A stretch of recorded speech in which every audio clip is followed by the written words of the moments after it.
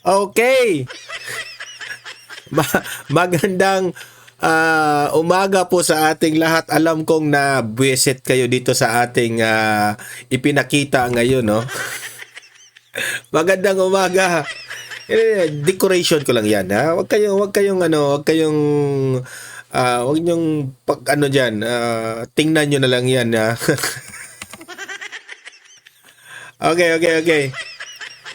Magandang umaga sa ating lahat at itong umaga na ito ay marami po tayong babanatan, no? Alam naman natin itong impeachment trial ni VP Sara ngayon ay itong mga kalaban ni VP Sara kung ano-ano na lang ang kanilang mga kasi wala na silang mga ebidensya kung ano-ano na lang ang ibibintang nila kay VP Sara. At dahil wala silang ibang ebidensya kasi ang kanilang kaso dito sa impeachment ay talagang malabo at alam nilang matatalo na sila, pati itong dating sinuntok ni VP Sara na sheriff, isasalin na nila sa witness. Nakakatawa nga itong social media napuno ng batikos itong mga prosecutors o itong mga House of Representatives kasi po nakakatawa na sila. Halatang halata na malabo ang kaso nila. Halatang halata na talo na sila dito sa impeachment na ito. Pati yung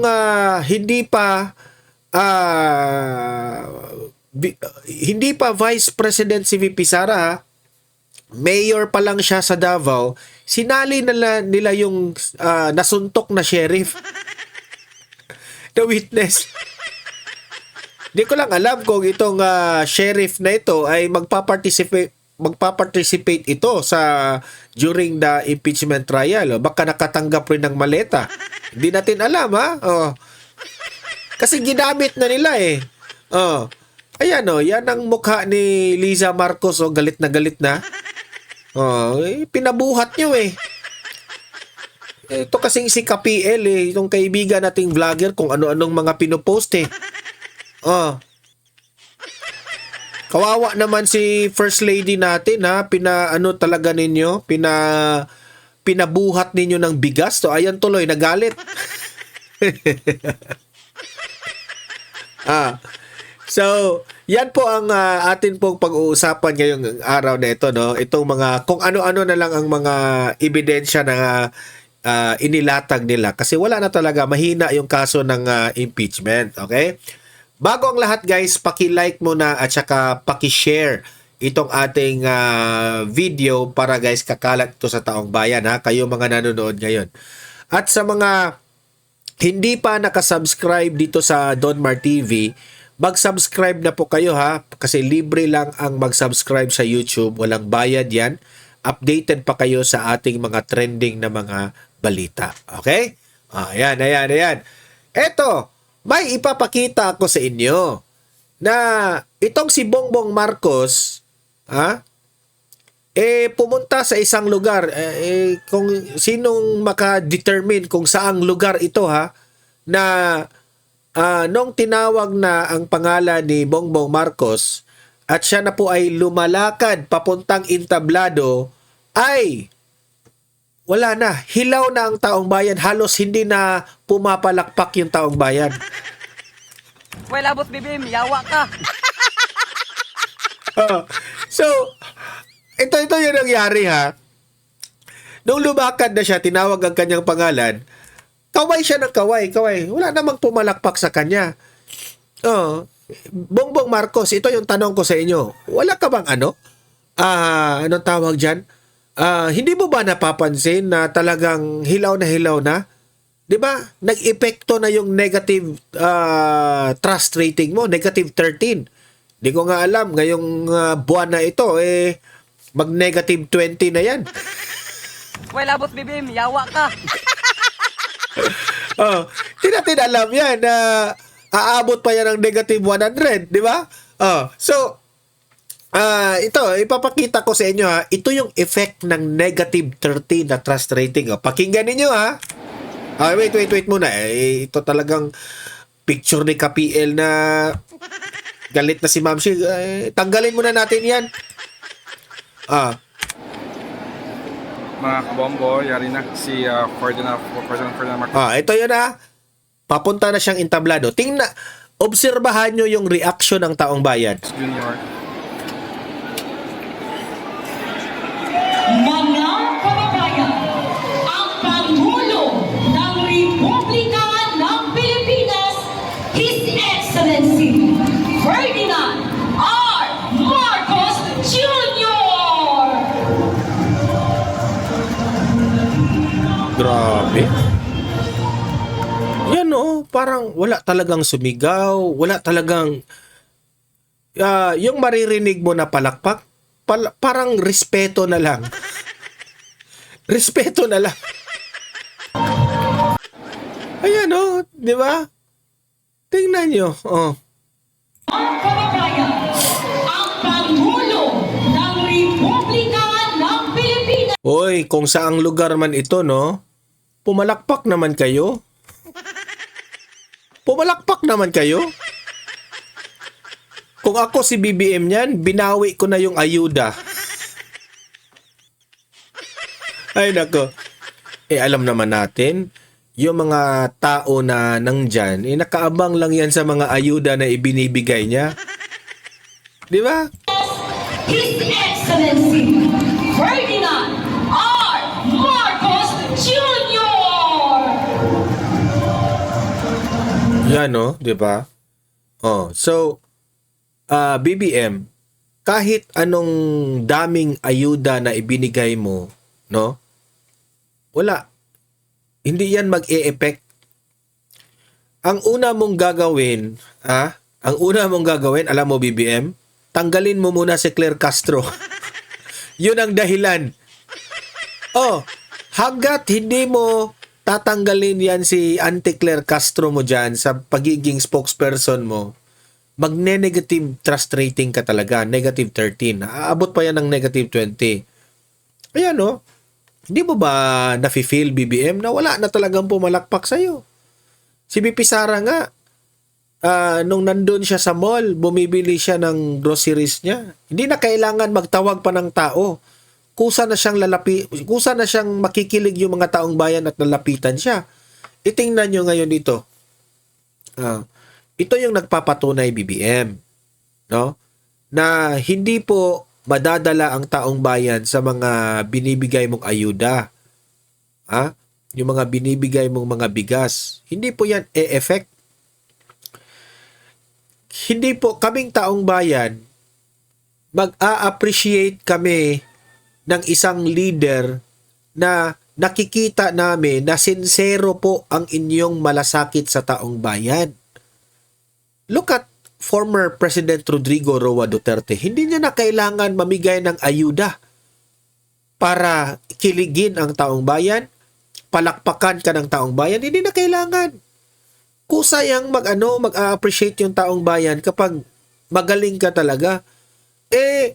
Ang ginagawa mo ngayon, BBM, lahat ng mga kalaban mo sa politika, pinakulong mo na. Pinakulong mo. Well, abot BBM, yawa ka. Pinakulong mo kasi. Ayan tuloy yung nangyari sa iyo, di ba? Anong nangyari? Wala, natuloy. Hindi mo na tinutukan ang mga pangangailangan ng taong bayan. To the point, pinabayaan mo, wala na, galit na yung taong bayan sa inyo. Yung mga vloggers ni Bongbong Marcos, sige, todo pa kayo. Sige, mag-vlog lang kayo para kay BBM. Sige, kahit anong gawin ninyo. Negative 13 ang trust rating niya. Diba? Wala naman kaming nakikitang mga big ticket projects na mga ginagawa mo. Wala talaga.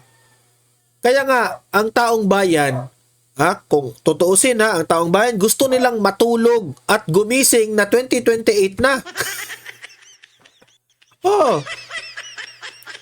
gusto nilang matulog na paggising nila 2028 na kasi gusto na naming matapos ang termino ni BBM.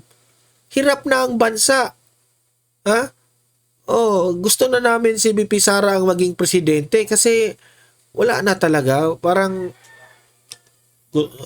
parang we are really behind from other countries already. Okay? So, talagang yan, itong mga pangyayaring ito, dahil yan sa kawalan po ng malasakit ang isang presidente. So, ito, instead na tumutok siya, si BBM, instead na tumutok siya kung ano yung mga problema sa atin sa bansang ito, mas, hindi kasi nila inaamin na focus ang administrasyong Marcos dito sa impeachment ni VP Sara. Focus sila na siraan si VP Sara, kung ano-anong ibibintang nila kay VP Sara, tapos yung Malacanang, nagpro-project sila na wala silang kinalaman dyan sa impeachment. Kung tutuusin, pinabayaan nila itong impeachment na yan ng ang nagpo-project ngayon dyan ay yung House of Representatives na naging mga prosecutors. Alam naman po natin, wag na tayong magbulahan. Ang nasa likod niyan, Malacanang. Nasa Malacanang. Itong nangyari. Parang pinipressure ngayon ang House of Representatives. Especially itong mga prosecutors na ito. Kasi alam nila, tagilid yung kaso nila dyan sa impeachment ito yung una, pagpakita natin dito. Yan. Itong House Prosecutor and Manila Representative Joel Chua, ayan si Joel Chua na naman, si Jackie Chan, said that Mary Grace Piatos is a material witness in the impeachment trial of Vice President Sara Duterte to settle the issue of alleged misuse of confidential funds. Sino yung preso doon na ginawa nilang witness? Hindi yun umubra Okay? Hindi umubra. Tapos ngayon, ito na naman si Mary Grace Piatos ang binabalik nila. Hindi na naman ito paniniwalaan ng taong bayan. Sabi ni Senator Joel Chua, Congressman Chua, material witness po yan. Lalong-lalo na sa confidential fund. Pag hindi siya lumutang, ibig sabihin, bogus yan. Kayo rin naman ang nagpapakalat yan sa Mary Grace Piatos na yan. Tapos sasabihin yung bogus. Gago pala kayo Kayo ang nag-create na kasalanan yan ni BP Sara, yung Mary Grace Piatos na yan. Kayo ang nag-create niyan. Tapos ngayon, sasabihin yung bogus. 'Di ba? Kung lumutang naman siya, pwede namin siya ma-cross-examine. Alam nyo, sa totoo lang, mahirap yang Mary Grace Piatos na yan. Kasi po, kung palalabasin yan, yung sinabi nilang Mary Grace Piatos, kung palalabasin yan ng defense team ni BP Sara, lalabag po si BP Sara sa batas ng Pilipinas. Ang confidential funds po, hindi mo yan pwedeng isiwalat yung mga ginamit mong tao para bayaran dito sa gusto ninyong mangyari. Confidential nga 'di ba?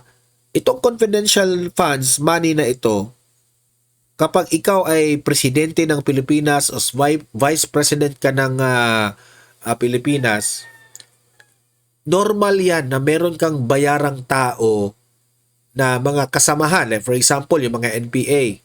Gusto mong malaman ngayon kung saan nakatago yung NPA. So, kailangan gumamit ka rin ng mga tauhan ng NPA para magsabi sa inyo kung nasaan sila.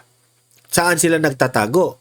By doing that, you have to pay some of the members secretly. Kaya hindi yan pwedeng i-reveal. Yung pangalan ng Mary Grace Piatos na yan. Hindi yan pwedeng i-reveal mo na, ito pala si Mary Grace Piatos, ito yung pangalan niya, ito yung tinatawag na, hindi yan. Di ko lang alam kung lalabag ba yan. Kawawa naman, no? Na itong taong ito, ipapalabas nila during the impeachment trial para lang mapatunayan na totoo itong si Mary Grace Piatos. Ikawawa naman yung pamilya nitong ayang Mary Grace Piatos na yan, parang kung sa palabas pa yan, kung sa movie pa yan, screen name yan. Kasi hindi mo pwedeng ilagay doon sa pagdating ng liquidation ang tunay nilang pangalan kasi confidential nga. Madidihado sila sa mga sa kanilang organisasyon. Kung ano mang organisasyon itong si Mary Grace Piatos na bilong na ginamit siyang bayaran siyang kaya nga sabi ni BP Sara kulang sa intelligence itong si BBM kaya nalulusutan tayo ngayon dito sa mga nagdadala ng mga armas sa loob ng paaralan itong mga estudyante na ito kasi weak nga itong administrasyon na ito sa mga ganyan. So ngayon gusto nila lumutang si Mary Grace Piatos. Di ba mga gago rin, di ba? Wala na kasi silang maibabato kay BP Sara. At ito pa. Nakakatawa ito Ito. Yan. Sinapak ni VP Sara kasama sa testigo ng prosecution.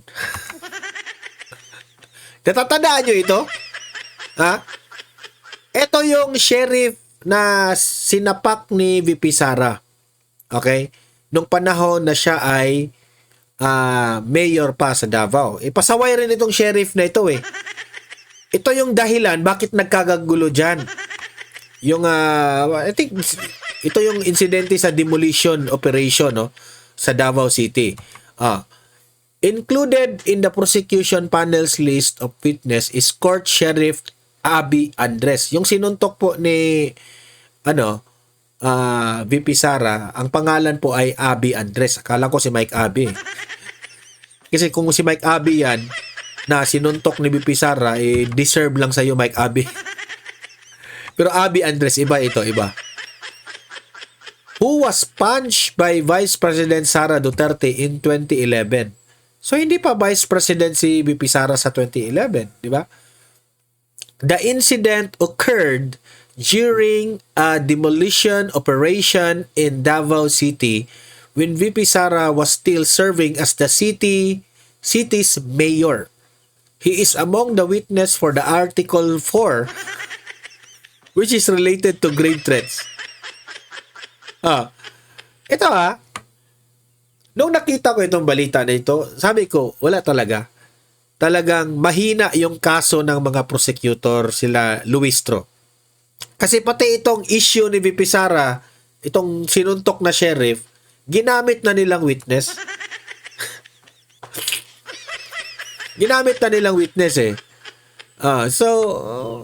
Wala. Halatang halata na ako I'm very positive na hindi po uubra itong impeachment na ito. They will not get 16 votes. Kasi sino ba namang senator judges kung ang palabas ninyo ay sisiraan lang ninyo si BP Sara sa mata ng taong bayan? Hindi ito. Pagtatawanan ito ng taong bayan na mga ginagawa ninyo. Tapos ngayon, sasabihin nyo, ito yung kasalanan ni BP Sara, gagamitin niyo ito? Gagamitin raw ito sa grave threats niya? Buti nga, hindi niya ginorgor yan sinapak lang. Di ba? Yan ang mga Duterte. Yan ang mga tatak Duterte. Makipagsuntukan yan para sa taong bayan. Palakpakan kay BP Sara. Ganyan ang mga Duterte Handang-handa ang mga Duterte na ialay ang kanilang buhay para lang sa atin mga mamamayang Pilipino. Kung ito yung gagamitin ninyo as your witness. Good luck na lang sa inyo mga prosecutors. Ay nako. Well, abot BBM, yawa ka. Ay nako. Ikaw talaga yugog ha. Ito, pakinggan na natin itong mga prosecutors na ito. Ito yung mga iyak nila. Tapos kaming magbarka, especially with voluminous documents pertaining to the article on unexplained wealth and the article on confidential fund, no? You will remember that during the first PTC, we agreed that Luistro, kaya pa ba? Kaya pa? the offer of stipulation of facts will just be submitted in writing, no? At lahat po ng comments, counter stipulations to the proposed stipulation of facts were already submitted as well to the impeachment court. We also inquired kung gaano ba katagal ang magiging proceedings during the trial. They pronounced that it will start at 2 o'clock in the afternoon. So I asked kung ilang oras ba ang ide-dedicate dito sa impeachment trial because that is very material for us to determine kung ilan talaga ang trial dates na kakailanganin namin. Kung mahaba ang igugugol na oras sa impeachment trial, we may be able to present 2 witnesses per trial date. Otherwise, kung maigse, baka isang witness lang per trial date, no? But again, that concern is likewise submitted to the impeachment court. And then we put on record our observation about the common exhibits that in spite of the willingness of the prosecution, that we share the marking in the same exhibit because after all, it is exactly the same. That's why we call it common exhibit. The defense maintained their position to put their marking on a separate set of documents. I placed on record that Tingnan nyo ha. Nag-markings pa lang ngayon sa PTC. Pero ang gulo-gulo na. Inaaway na nila yung defense team. Markings pa lang yan ha. Halatang halata na mahina yung kaso nila. that position of the Ika nga, ang grupo na maingay, mahina yan. defense actually prolonged the process of pre-marking of the exhibits of both the defense and the prosecution. Because if you can imagine, we're talking about the same documents, pero iba ang marking, iba ang what do you call this? Comparison with respect to the prosecution at separate pa yung sa defense. So, in our estimate na 5 minutes per document perhaps on one party, because they have to mark on exactly the same piece of document but on a separate copy, so nagiging ×2 yung dedicated na time, no? So that's one. We also manifested again our observation about the seeming inclusion of the same witnesses of the prosecution and the same exhibits of the prosecution, no? We understand na sabay nag-file ng pre-trial brief, but you will remember yung ebidensya ng prosecution that has been publicized as early as 19 Congress during the Inquiry and Aid of Legislation of the Committee on Good Government and Public Accountability, then presided by Congressman Joel Chua, na nasa tabi ko, di ba?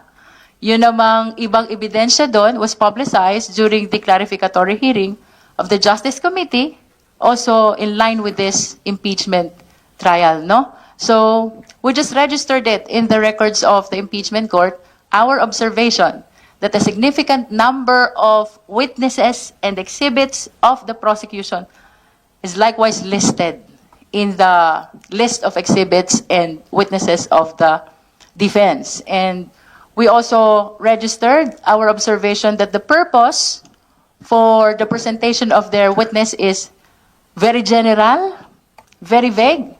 And that is why we filed our manifestation last June 22. That is for the defense to specify the purpose for the presentation of their witness. Kasi the observation is same witness as the prosecution. And that is why we find it strange. While they can raise their questions during cross, why do they have to present them during their direct, no? Kung kaya mo namang itanong during cross, why do you have to present them during their direct? I'm pertaining to the pieces of evidence and witnesses of the prosecution. But then again, we would like to acknowledge that prerogative yan ng defense to determine kung anong ebidensya ang gusto nilang ilatag.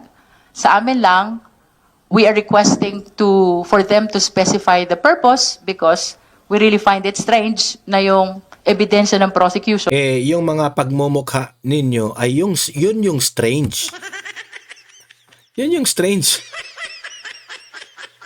Alam niyo na, kasi sila naiimber na sila na very reserved yung defense team. No? Natatakot sila kasi pagdating ng impeachment trial, kakainin sila ng buhay ng defense team ni VP Sara. Kaya ingay sila ng ingay ngayon. yun din ang ebidensya ng depensa. Tapos pagdating dun sa exhibits, parehas yung documents nyo, they refuse to mark on the same document.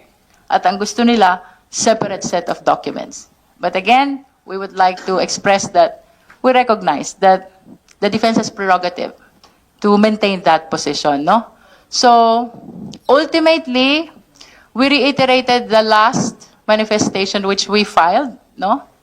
Kasama dito yung opening of the BIR box. Isa pa yung BIR box na yan eh. Akala mo naman may makita kayong anomalya dyan sa BIR box. Daming drama nila.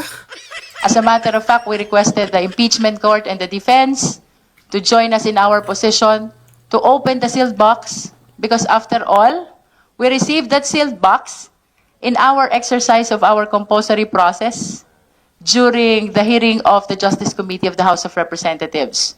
We issued a subpoena to the Commissioner of the BIR and for the production of the income tax return of both the respondent and the spouse. However, when the BIR submitted to us and complied with us, what we receive is a sealed box. So we do not even know, really, the pieces of documents inside. Although we understand, nang hiningi namin dun sa subpoena is ITR of the respondent and the spouse.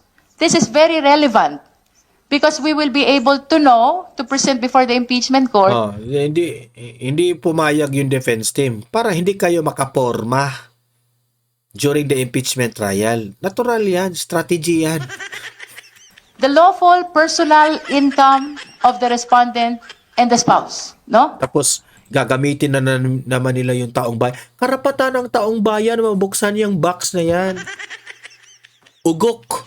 And by knowing their lawful income, baka ma-justify nila yung mga acquisitions which... Alam nyo, sa totoo lang, binaboy nyo na ang pamilya ni VP Sara eh. Confidential yan ha, pero binaboy nila. Gusto nilang, kung pwede pa lang, hubaran pa nila si VP Sara eh. Mga gago talaga itong mga taong to. will be seen also in the other documents of the prosecution, no? But nevertheless, the defense registered their vehement objection And actually, sa totoo lang, ang dami na nilang nilabag eh. to the opening. They invoke due process kahit wala namang nalalabag na karapatan dito because this is just a marking of exhibit. As a matter of fact, you cannot question the administration. Akala mo naman kung magmamarka lang kayo ng exhibit, akala mo naman hindi makikita yung yung mga private na mga doon, 'di ba? So, parang binaboy niyo na talaga eh. Of the evidence yet. Sapagkat yun ay dapat sa formal offer of exhibits mo pa lang gagawin. Pagdating dito sa marking, it is purely the prerogative of the prosecution kung anong gustong pamarkahan. Diba? And as a matter of fact, this is the right time, correct time for the marking. So that is why when we heard their objection to the opening of the sealed box, we just contained ourselves with the marking of the sealed box, which they opposed as well. Ako'y nagtataka kung ano kayang nakakatakot dun sa pagmamarka ng sealed box. Esilyado nga. Ang pinamamarkahan ng prosecution, because they do not want to open the box, ang pinamamarkahan na lang is yung sealed box. So that we will just be submitting to the impeachment court the issue of whether to open or not the BIR box. But sadly, they opposed the opening of the BIR box. They opposed as well the marking of the sealed BIR box. So, in-announce nyo na yan in media para masira mo naman yung defense team na, may tinatago sila. Ugok. Hindi kami madadala yan, taong bayan. Alam namin ang batas, okay? Nakakalungkot po ito Hindi po nakakalungkot, masaya po kami. sapagkat Kayo lang ang nalulungkot. Sa totoo lang, kayo lang ang nalulungkot, yung mga gustong ma-impeach si VP Sara. Pero yung taong bayan, masaya kami. doon ho sa House of Representatives, we decided not to open kahit alam namin karapatan ng taong bayan malaman na Kasi wala kayong karapatan para buksan yan. Gago pala kayo eh. anong nilalaman nun. We decided not to open because we believe in the power of the impeachment court. Pagdating ho pala namin dito sa impeachment court, mahihirapan pa rin kami sa pagbubukas ng BIR box. So we will be looking forward na sana itong BIR box na ito ay mabuksan na sapagkat karapatan ho ng sambayanang Pilipino na malaman at makita ang nilalaman nito. Maraming salamat po. You can raise questions to my colleagues.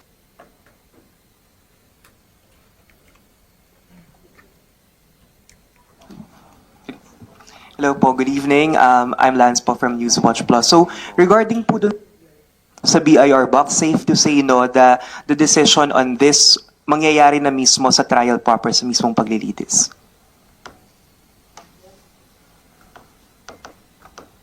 The motions have already been presented to the court. I understand some oppositions will be filed. So the court may decide that either before or during the first day of the trial. Hindi natin masasabi. Nasa kanila yun.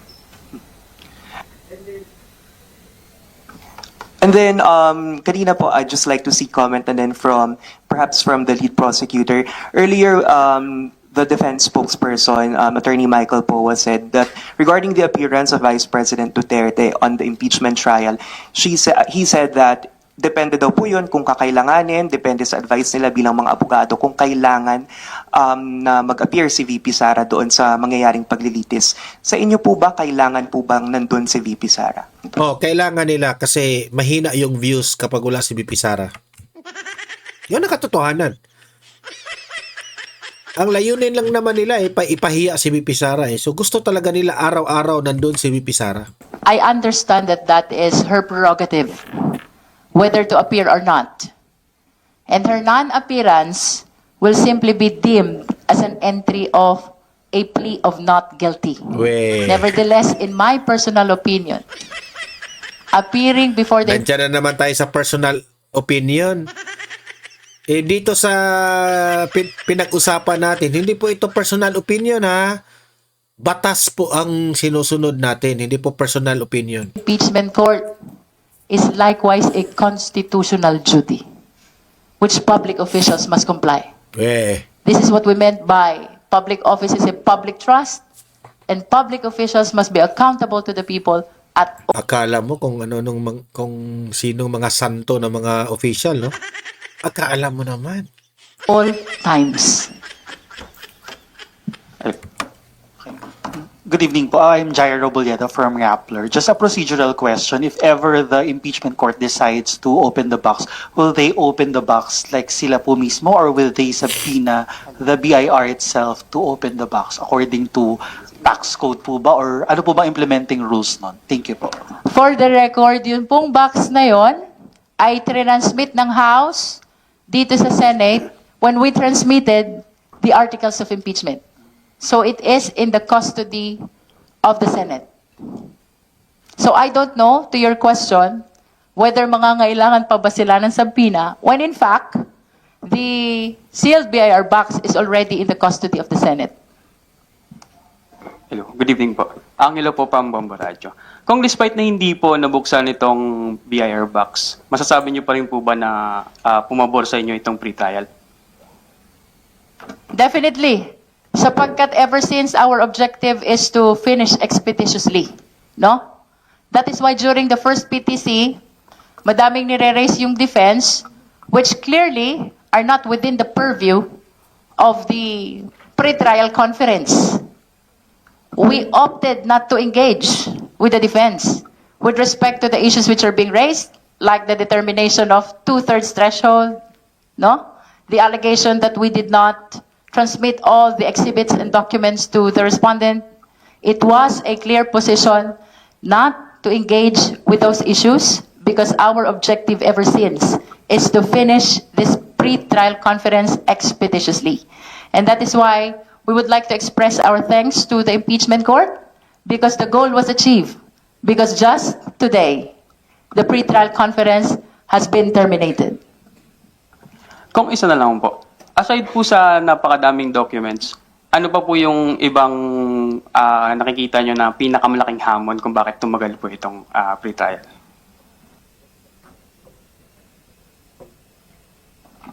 Well, unang-una, kagaya ng binanggit kanina ni Chair Jinky, dun sa marking of evidence, sa isang dokumento po, pwede naman po na both yung prosecution at saka yung defense, sa isang dokumento, pwedeng magmarkahan na parehas dyan para maka-save tayo ng oras. Pero pinilit pa rin po nila na magmarka sila ng sarili nilang dokumento, samantalang parehas lang naman ang nilalaman at content netong dalawang dokumento. So, kagaya ng kaniyang binabanggit, kung halimbawa yung pagmamarka ng isang dokumento tumatagal ng 5 minuto, nadodoble. Kasi bukod sa pagmamarka, pipirmahan pa to ng mga both ng prosecution, ng defense, at saka ng mga doon sa impeachment court. So, dumadami at humahaba yung proseso, nadodoble. Pero kung sabi po ni Attorney Powa kahapon, may incident po daw sa markings na nagkulang po daw yung document nyo ng isang page. Isolated lang po yun. Hindi naman po sa lahat ng pagkakataon. Nangyayari naman po yan. Dagdagan ko lang yung sinabi ni Kong Joel, ha? For DEP's document evidencing payment, no? For OVP and DepEd, we're talking about 1,900 plus for DepEd and 2,000 plus for OVP. 4,000 in total, no? So, mamarkahan niya ng prosecution individually. And then because they refuse to agree that we mark in the same document, then they have to mark as well those 4,000 exhibits which likewise form part of their documents. 8,000 in total ang DEPs. Kongs Mary Monreyes po from One News. Makikitanong lang din po sana, di ba po part ng pre-trial brief po ng prosec yung box? Tama po ba? That's correct. Okay po. So how does it work po ba? Nabanggit nyo dapat magpirmahan. So since hindi pumayag ang defense, walang pirmahang nangyari po tungkol doon sa box to be marked? Well, wala namang permahang mangyayari, no? Except that they manifested their intention to file comment, which we interpreted as objection to our position to open the box. But to your question earlier as to whether that box is part of the pre-trial brief and the manifestation, yes, they are part. Not only the contents, but even the sealed box itself. Pero hindi naman po ibig sabihin na hindi siya namarkahan. Well, for the record lang din po for soundbite, hindi naman porket hindi siya namarkahan ngayon, out of the presentation na po siya. It will be subject to the judgment, prerogative of the impeachment court. But of course, ito po'y karapatan ng sambayan ng Pilipino na makita kung anong nilalaman ng box. Hindi po kami naglakas ng loob sa House because we understand that we are not the impeachment court. But we have the highest regard to the impeachment court na dito makikita na ng sambayan ng Pilipino ang laman ng BIR box. But to our surprise, tinanggihang buksan at tinanggihan ding markahan even the sealed box. Oh, di ano kayo? Lustay kayo ngayon. Kung just a follow-up question on the Halata mo na yung mga mukha nila stress na dito sa impeachment eh. BIR. ko lang Ay, po. sorry po. Sige po. Kong. But can you ask your follow-up questions? Baka Sige po. Just a follow-up question po, Kong. So on the BIR, if ever po, hypothetically, hindi po umayon po yung impeachment court on the prosecution's favor, halimbawa po, hypothetically, would the two articles, specifically on the confidential funds and the unexplained wealth, still stand despite the absence of the BIR? Thank you. Malakas pa rin ang aming ebidensya dito sa unexplained wealth. In fact, ito ay mas makakadagdag lamang ng linaw. At, kagaya po ng binabanggit kanina ni Chair Jinky, hindi naman natin alam kung ano naman ito. Pwede naman ito maging dahilan para ma-justify nila. Di ba? Itong press conference na ito ng mga House Prosecution, dito nila inilabas ang kanilang sama ng loob na hindi po nabuksan itong box na ito. Kasi, propaganda na naman na ipapamukha nila sa taong bayan na may tinatagong korupsyon na naman si BP Sara by opening this box. Yan ang nila yan ang drama nila, yan ang projection nila na para papaniwalaan sila ng taong bayan. Alam nyo, sa totoo lang, kahit anong gawin nyo, kahit tumambling pa kayo ng tumambling, hindi na kayo papaniwalaan ng taong bayan. Ay, nako. So, ayan, na lang, paki-like, paki-share itong video natin sa mga nanonood ngayon. Pakilagay na lang sa comment section ang inyong opinion dito sa ating itinalakay at babasahin natin yan. Sa mga hindi pa nakasubscribe, subscribe na po kayo dito sa Don Mar TV. See you in my next video. Have a great day. Have a great night. God bless po sa ating lahat. Mabuhay ang Pilipinas and God save the Philippines.